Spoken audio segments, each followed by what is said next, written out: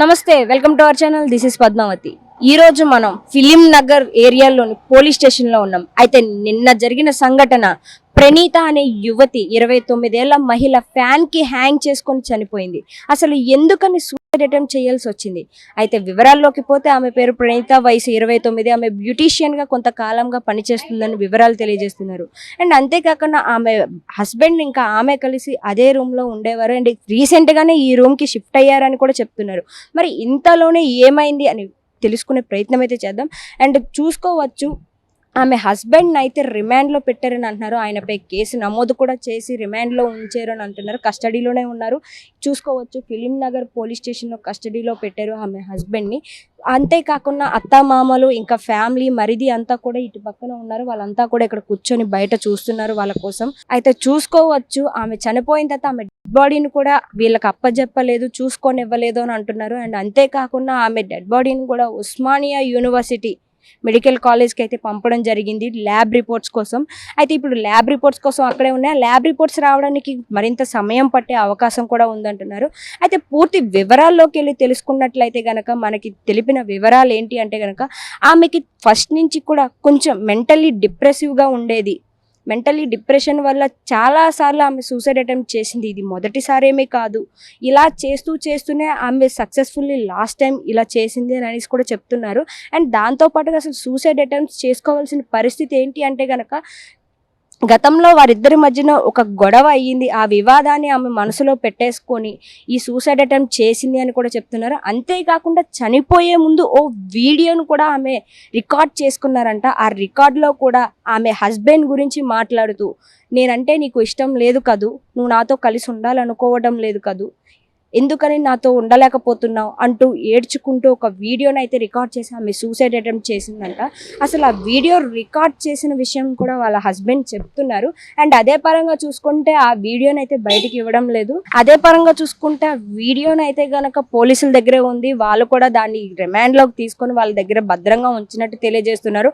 ఆమె చనిపోయిన తర్వాత ప్రణీత మొబైల్ని ఇంకా తన హస్బెండ్ మొబైల్ని కూడా పోలీసులు స్వాధీనం చేసుకుని వారి దగ్గర భద్రపరిచినట్టు తెలియజేస్తున్నారు. అండ్ దాంతో పాటుగా ఆమె సూసైడ్ అటెంప్ట్ చేసుకున్న ఆ రూమ్ కి కూడా లాక్ చేసి ఆ లాక్ ని కూడా వాళ్ళ దగ్గరే ఉంచుకున్నారు అంటున్నారు. అండ్ దాంతో పాటుగా ప్రణీత అత్తామామలు ఎవరైతే ఉన్నారో వాళ్ళు చెప్పిన వివరాల మేరకు ఆ రూమ్ కి లాక్ వేసి ఆ లాక్ కూడా పోలీసుల దగ్గర ఉంచుకోవడం వల్ల దాంట్లో మాకు సంబంధించిన కొన్ని వివరాలు కూడా అందులోనే ఉన్నాయి, కానీ వెళ్ళి అడుగుదామంటే భయపడుతున్నాం, ఏం జరుగుతుందో ఏమంటారో అనేసి. అలాంటి పరిస్థితి అయితే ఇక్కడ నెలకొంది. అండ్ దాంతో పాటుగా అసలు ఎందుకని చనిపోయింది అని అంటే గనక, వారిద్దరి మధ్యన జరుగుతున్న వివాదాలు ఎక్కువగా ఆమె మనస్తాపానికి చెంది ఈవిలా సూసైడ్ అటెంప్ట్ చేసింది అని అంటున్నారు. అయితే చివరిగా ఆమె సూసైడ్ అటెంప్ట్ చేసుకోవడానికి ముందు ఆదివారం అంతా కలిసి చర్చికి కూడా వెళ్ళారంట. అండ్ దాంతోపాటుగా చివరిగా ఆమె వాళ్ళ మరిదితో వీడియో కాల్ కూడా మాట్లాడిందంట. చిన్నపిల్లలతోని అందరితోని వీడియో కాల్ మాట్లాడుతూ, అయితే మన లొకేషన్ పెడుతున్న కొత్త చట్టానికి సంబంధించి డబ్బులు కూడా వస్తాయి, నేను కూడా తీసుకుంటాను, దాంతోపాటు మన అందరం సొంత ఇల్లు కట్టుకుందాం, మన ఇంట్లోనే అందరం కలిసి కుటుంబంతో హ్యాపీగా ఉందాం, అందరం కలిసి ఒకటే దగ్గర కలిసి ఉందామని కూడా చాలా సంతోషంగా మాట్లాడిందంట. మరి ఇంతలోనే ఎందుకు ఈ సూసైడ్ అటెంప్ట్ చేసింది అనేది కూడా పోలీసులు విచారిస్తున్నారు. అండ్ దాంతో పాటుగా ఎఫ్ఐఆర్ కూడా ఫైల్ చేశారు. అయితే ఆ ఎఫ్ఐఆర్లోని ఇది ఒక అనుమానిత మృతి అనేది అయితే ఎఫ్ఐఆర్ చేశారు. మరి ల్యాబ్ రిపోర్ట్స్ వచ్చిన తర్వాత ఆమె సూసైడ్ అటెంప్టా లేకుంటే మర్డరా అనేది తెలుస్తుందని కూడా చెప్తున్నారు పోలీసులు. అండ్ ఇంకో పరంగా చూసుకుంటే గనక, ప్రణీత హస్బెండ్కి ఇదివరకే మ్యారేజ్ అయ్యింది అని అంటున్నారు. అయితే ఆయనకి మ్యారేజ్ అయ్యి విడిపోక ముందే వీళ్ళిద్దరూ లవ్లో ఉన్నారంటున్నారు. అయితే వీరిద్దరి మధ్యన ఈ ప్రేమ అనేది మొత్తం కూడా ఒక 12 ఏళ్ళగా నడుస్తుందని అంటున్నారు. అయితే ఆయనకి మ్యారేజ్ అవ్వకముందు ఈయన వెళ్ళి పెళ్లి చేసుకుంటాను అని ఈ ప్రణీత ఫ్యామిలీలో అడగగా వాళ్ళ ఫ్యామిలీ దాన్ని తిరస్కరించిందని, అయితే తిరస్కరించడానికి కారణాలు కూడా ఆమె ఆరోగ్య పరిస్థితి బాగోకపోవడం వల్ల, ఏ నిమిషం ఎలా ఉంటుందో తెలియదు కాబట్టి పెళ్లి చేయడం వల్ల ప్రాబ్లమ్స్ వస్తాయి, ఆ ప్రాబ్లమ్స్ ఫేస్ చేయలేదు అని అనేసి మేము పెళ్లి చేయలేదు అని చెప్పుకొచ్చారంటూ చెప్తున్నారు.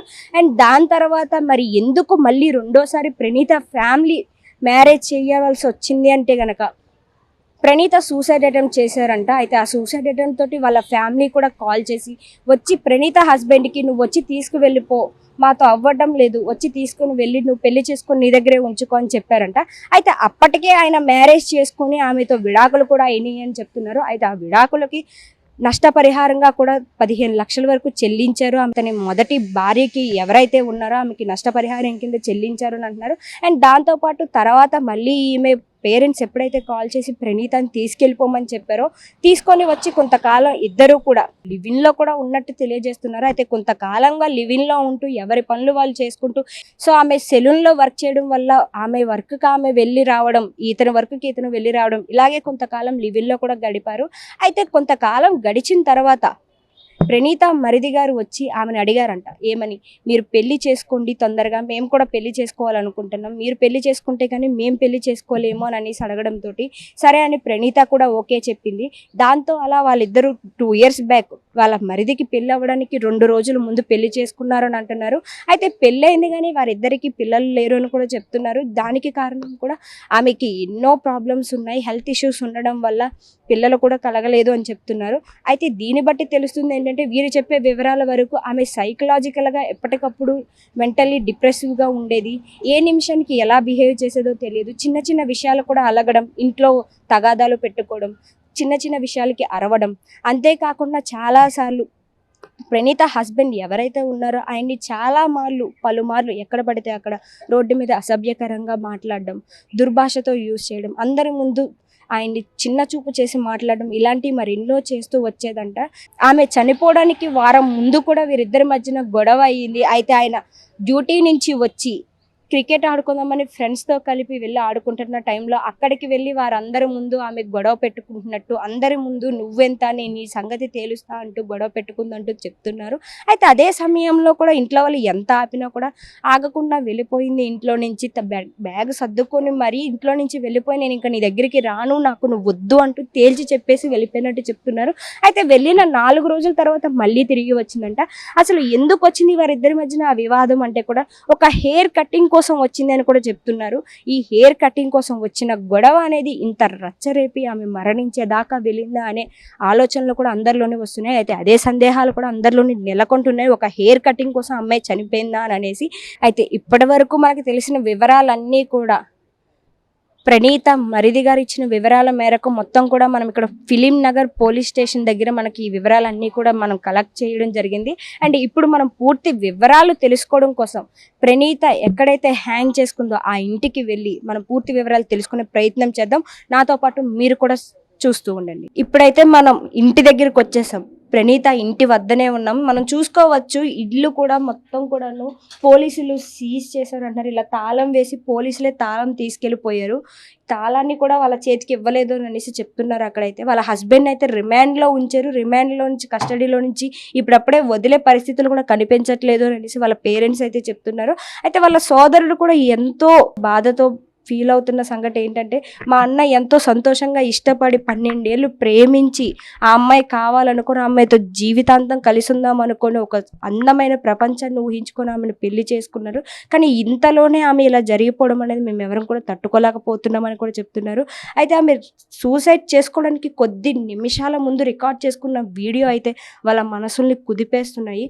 ఆమె ఎక్కువగా యాంగ్జైటీకి ఫీల్ అవ్వడం వల్ల ఆమె మనసు బాధతోటి ఎందుకో ఏమో తెలీదు, చిన్న చిన్న గొడవలకి ఆమె ఎక్కువగా ఊహించుకొని ఎక్కువగా మైండ్లో డిప్రెషన్కి ఫీల్ అయిపోయి అదంతా కూడా ఆమెకి ఎందుకో తన హస్బెండ్కి తనంటే ఇష్టం లేదని, ఒక ఇష్టం లేని జీవితాన్ని నాతో గడుపుతున్నారు అనే ఆందోళనకు వెళ్ళిపోయి ఆ బాధని తట్టుకోలేక ఎవరి మీద చూపించాలో తెలియక అందరితోని చివరి నిమిషాల్లోని సంతోషంగా గడుపుతూ పేరెంట్స్ అందరితో సంతోషంగా ఫోన్లో మాట్లాడి మనం అందరం కూడా మంచి ఇల్లు కట్టుకుందాం, సొంత ఇంట్లో మనం అందరం కూడా ఒక సొంతంగా ఆలోచనలతోటి మంచి జీవితాన్ని గడుపుదాం, అందరం కూడా కుటుంబం అంతా కలిసి ఒకటే ఇంట్లో ఉందామని మంచి మంచి మాటలు చెప్పి ఆ రోజంతా కూడా ఎంతో సంతోషంగా నవ్వింది అని కూడా చెప్తున్నారు. అయితే ఆ సంతోషం ఎంతో కాలం ఉండనివ్వకుండానే కొద్ది క్షణాల్లోనే ఆ నవ్వంతా కూడా చెదిరగొట్టేసింది అని కూడా చెప్తున్నారు.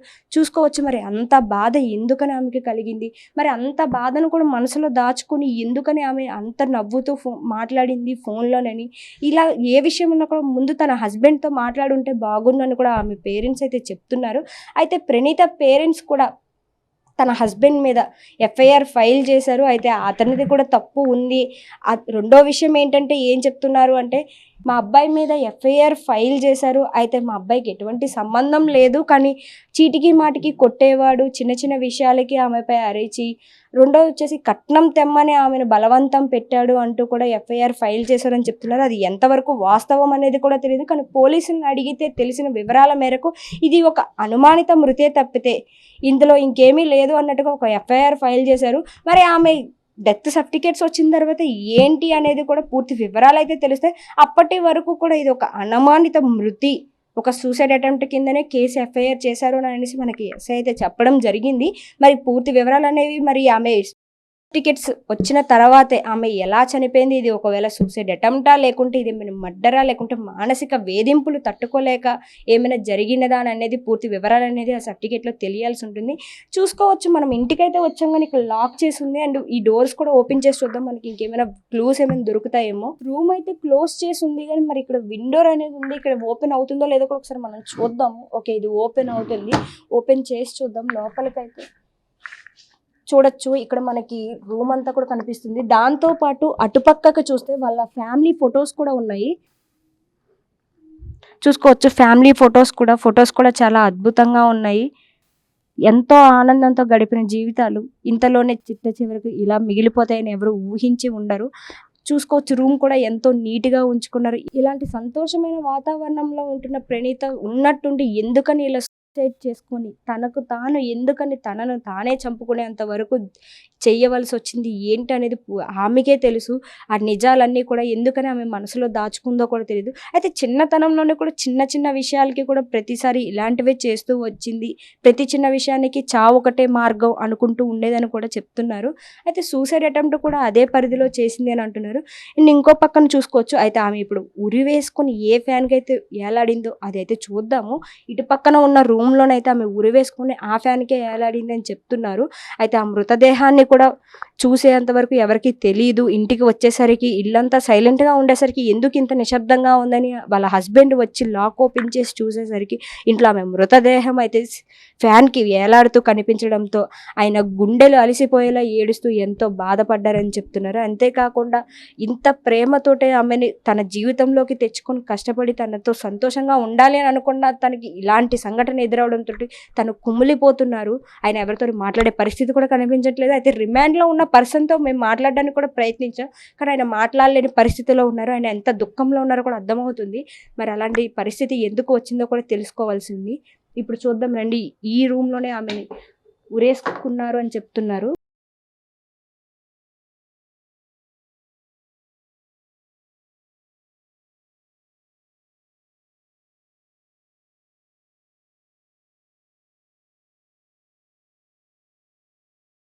అయితే మనకి ఈ రూమ్లో ఏ ఫ్యాన్ అయితే కనిపిస్తుందో అదే రూమ్లో ఆమె ఆ ఫ్యాన్కి ఉరివేసుకోవడం అయితే జరిగింది. అయితే ఆమె చున్నీని ఫ్యాన్కు కట్టి మరి ఉరేసుకున్నారు అని అయితే చెప్తున్నారు. అంత బాధాకర విషాదం అనేది చోటు చేసుకుంది. మరి ఇంత ఆహ్లాదకరమైన ఇంటి వాతావరణం మొత్తం కూడా ఒక్కసారిగా విషాదంతో మునిగిపోయింది. దీనికి కారణం కూడా పిల్లలు లేకపోవడం కూడా ఒక కారణం అంటూ చెప్తున్నారు పేరెంట్స్. అయితే గనక పిల్లలు ఉంటే గనక ఆమె ఆ పని చెయ్యకపోతున్న ఒక 2 నిమిషాలు ఆలోచించేదేమో పిల్లల కోసమైనా సరే. ఇంట్లో ఎవ్వరూ లేకపోయేసరికి మనస్తాపానికి చెంది ఆ బాధని ఎవరితో పంచుకోవాలో తెలియక ఇలా సూసైడ్ అటెంప్ట్ చేసింది అని చెప్తున్నారు. వారిద్దరి మధ్యన ప్రాబ్లమ్స్ ఏదైనప్పటికీ కూడా ఇలా తన ప్రాణాన్ని తను తీసుకోవడం అనేది నేరమని నేను అనుకుంటున్నాను. మరి మీ ఒపీనియన్ ఏంటో కూడా మీరు కామెంట్ సెక్షన్లో కామెంట్ చేయండి. అండ్ దాంతోపాటు ఇలాంటి చిన్న చిన్న విషయాలకి చనిపోయేంత వరకు వెళ్ళడానికి ముందు ఒక్క నిమిషం ఆలోచించి కుటుంబం కోసం, జీవితం కోసం, మనల్ని నమ్ముకున్న వాళ్ళ కోసం ఆలోచించడం వల్ల కొంచెం జీవితాంతం బతకాలి అనే ఆలోచన కూడా మొదలవుతుందని నేను అనుకుంటున్నాను. మరెన్నో వీడియోస్ కోసం మా ఛానల్ చూస్తూనే ఉండండి, సబ్స్క్రైబ్ చేసుకోండి. Thank you for watching this channel.